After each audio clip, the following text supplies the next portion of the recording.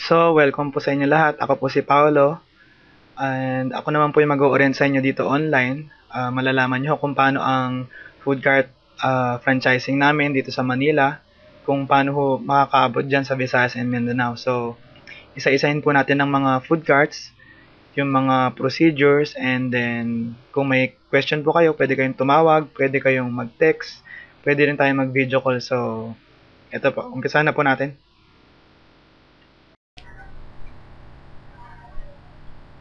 So ito po yung pangalan ng company, Filtrepreneur Franchise Incorporation. And nagkaroon na po kami ng maraming awards.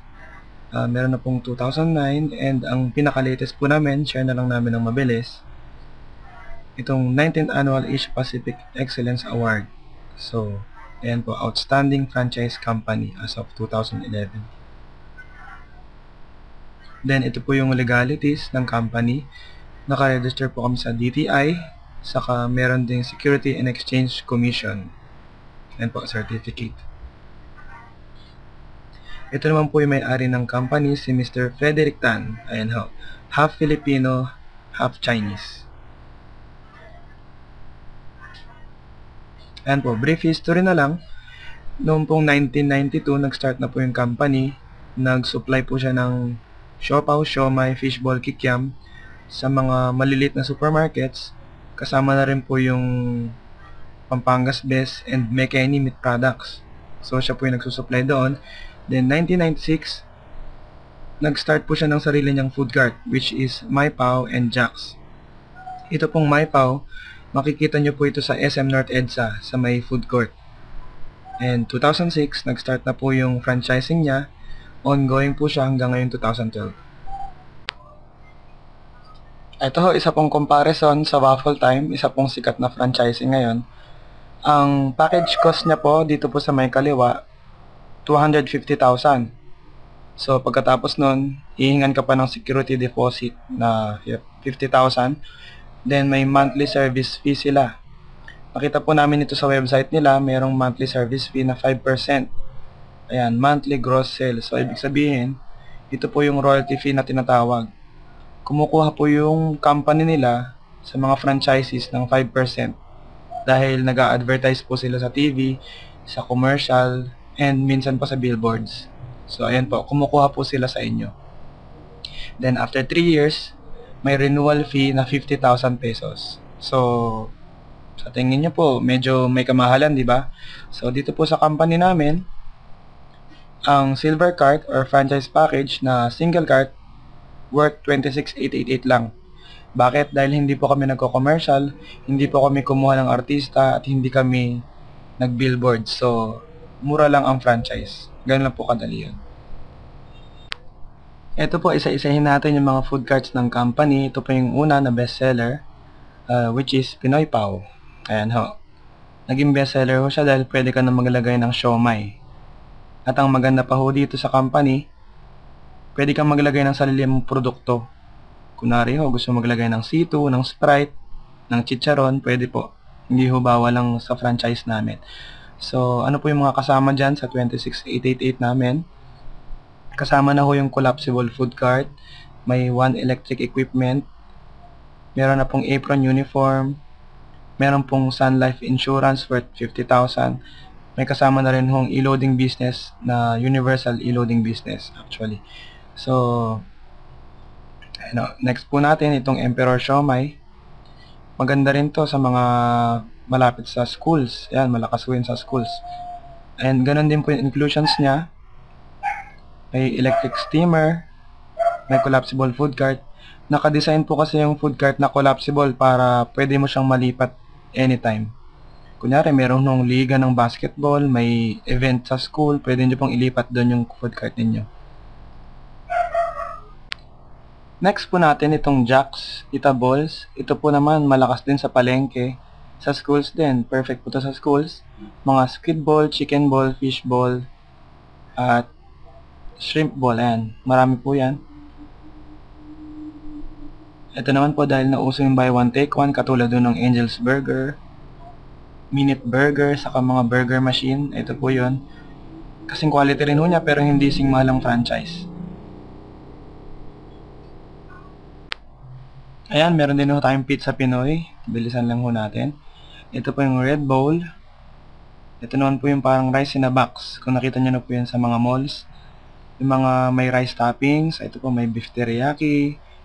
Pwede rin yung toppings ang siomai, burger steak, pork sukiyaki, etc. po. And hindi ko po pala nasabi kanina, may food sampler na pong kasama yon or may initial products na po sa 26,888 worth 500 pesos. Ito naman po, second bestseller ng company, yung O Noodles. Or ito naman yung Hong Kong style noodles na stir-fried noodles na may kasamang toge. And pwede nyo lagyan ng toppings na noodles, siomai, and pork siomai, beef balls, patty. Pero maganda rin ho ito dahil yung suggested retail price niya is 25 to 37 pesos lang. So, kayang-kaya ho ng mga consumers natin. Sunod po natin itong patatas fries. Ito po mga flavored french fries. May mga sour cream, mga barbecue flavor, yan, mga ganun po. Then next po natin itong waffle. Happy Waffle. Hindi po sing mahal ng waffle time kung napansin nyo kanina. Ayan. 42,888 po siya. Medyo nagmahal dahil mas malaki ng konti ang food cart at mas customized po ang kanyang electric equipment. So, hindi ko rin ho nabanggit kanina, kasama po yung crew training. Ayan, kasama na ho yun. And maganda rin ho yung pricing nito, 18 to 25 pesos po. Depende po sa palaman. So, kayang-kaya rin ho ng mga consumers natin and buyers. So, punta naman po tayo dito sa 2-in-1 and 3-in-1 food cart combination. So, dito po sa 3-in-1, 60,000 and dito po sa 2-in-1, 42,888. Dito naman po, pwede nyong i-combine lahat ng mga 26,888 na nakita nyo kanina. Pwede nyo pong i-combine lahat yung mga yan. So, kapag 3-in-1 ho, tatlong equipment, tatlong uniform. Sa 2-in-1, dalawang uniform, dalawang equipment. So, ganun po siya. Punta naman po tayo dito sa mga special cart packages worth 42,888. Ito po yung sisig, saka yung puto. Puto pao po ang tawag nila dito sa Manila. And ito pong sisig, hindi ho natin masisi. Malakas ho ito pag gabi. And maganda ho maglagay rin ng mga alcoholic beverages. So, partner ho kasi talaga to pang inuman. Malakas ho sa kanto. Malakas ho sa kanto-kanto itong sisig. And ito naman pong puto pao, maganda po itong pang merienda. And next po natin itong rainbow juicer and icy pink scramble. Malakas din ho kapag tag-init. Medyo humina nga siya ngayong tag-ulan pero mabili pa rin po sa mga bata. And ito pong mga rainbow juicer, malakas ho ito sa MRT, LRTs. Mabilis lang naman siyang bilhin. Iinumin lang, ready to drink. Dito naman po tayo sa Celebrinor franchise package. Ito naman ho, naka-tie up ho si Miss Jopay Pagya sa si Joshua Zamora ng Maneuvers. Ayan ho. Siomai Jopay 5888 and shawarma po 3888. Ayan ho. Dito naman po tayo sa mall cart collections. So, ito po, nagre-range po ang mga mall cart ng 100,000 to 250,000 pesos. So, depende po pala kay SM, kay Robinson, kay Shangri-La, kung ano man pong mall yan sa inyo. I-require ho nila kasi dapat, kunwari, dapat ho 6 feet, dapat gawa sa aluminum, dapat gawa sa stainless, dapat gawa sa kahoy, dapat may gulong, dapat may ilaw yung signage, yan ho yung mga requirement nila. Kaya nagre-range ho tayo ng 100 to 250,000. So, ganun po siya. Ayan, isa pong comparison dito po sa isang mall sa may Manila. Ito pong Siomai House, 250,000. Ito hong sa company, 42,888 lang. So, dito po sa Siomai House, ang tinitinda lang niya, siomai sa kagulaman. Bawal ho kasi silang maglagay ng ibang products bawal ho sa company nila. So, maganda ho dito sa 42,888. 2-in-1 na siya, kita niya po, siopaw sa noodles. Plus, pwede ka pang maglagay ng Sprite, Coke, C2, kung ano man ang gusto nyo. So, dito ho sa 250,000, balik tayo. High risk investment po siya. At matagal ang return of investment ninyo dahil malaking money out eh. Pero kung papansinin nyo dito, pareho lang naman yung pwesto, pareho lang dumadaan na tao. So, definitely mas maganda pong investment ang 42888. So, ayun po. Ito pa po yung ibang information ng company. So, sa mga food cart franchising namin, ito po yung maganda, no quota, no royalty fee, no renewal fee. So, no quota, ibig pong sabihin, kunyari po, sa ibang company kasi, kailangan nila fix na, kunyari siomai, 100 pieces per month. Hindi ka pwedeng magbawas, pero pwede kang magdagdag kasi fix ang 100 pieces nila. So, dito po sa company, mababudget mo kung ano yung gusto mong tinda, kung gusto mong ibenta. Kunwari, hindi mabenta ang bola-bola siopaw, wag mong orderin. So, dito budgeted mo yung tinitinda mo. And dito naman po, no royalty fee. Kamukha po nung sinabi namin kanina, hindi ho kami nagko-commercial, hindi kami nag-billboard, hindi rin kami kumuha ng artista. So, wala na hong kukunin yung company na porsyento sa sales ninyo. 100% po yun, wala na kukunin sa inyo. Pag binili nyo po yung cart, sa inyo na po siya. Ang fin-franchise na po dito sa company, ang product partnership. Ayan. No renewal fee, after 3 years wala ka nang babayaran na franchise fee ulit na kunyari 2688, hindi ka nang babayad ulit nun. Ang babayaran nyo na lang yung mga government fees.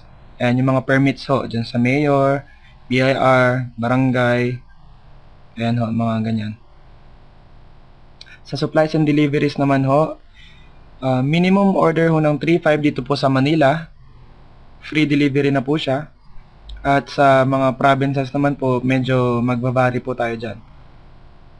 Ayan po, terms and payments, cash, bank checks, and credit cards, and location assistance. Ayan. Ito yung problema ng marami. Yung iba kasi naming mga franchisees na mga client, mga OFW. So, busy sila. Gusto nila magpa-locate na lang. Meron naman naglo-locate ang company, additional po ng 3,500 pesos, up to 3 to 5 prospect locations po siya. So, kunwari nakahanap siya ng pwesto, gusto niya maghanap dito sa parte ng Quezon City, dun maghahanap ang locator namin. Tapos ipapa-approve sa inyo kung gusto niyo yung location. Then, pag hindi niyo nagustuhan, ipahanap niyo ulit siya hanggang 5 prospect locations lang po.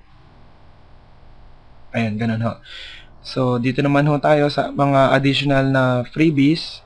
Ayan yung Load Central, Universal E-Loading Business, saka yung Sun Life Insurance na 50,000 pesos. So, ganun po siya.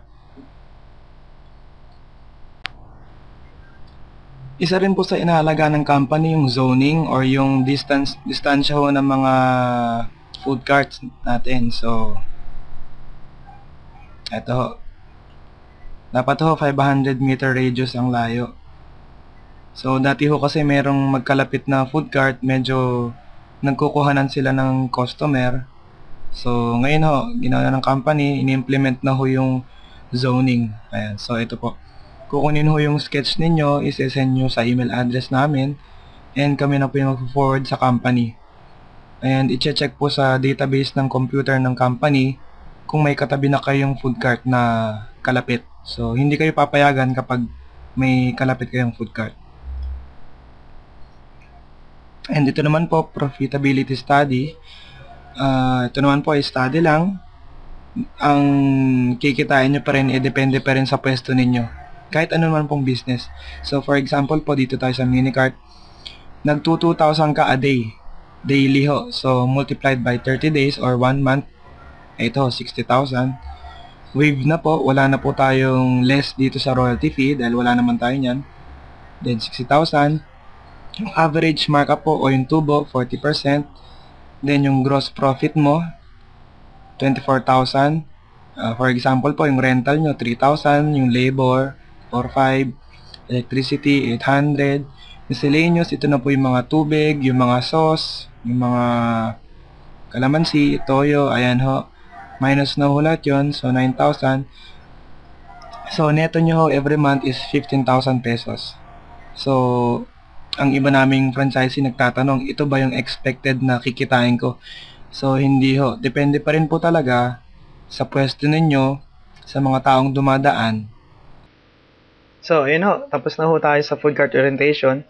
Kung ang problema nyo naman ay location ninyo, kung naglo-locate naman ho yung company, pero dahil nasa Visayas, Mindanao kayo, medyo matatagalan ho siya.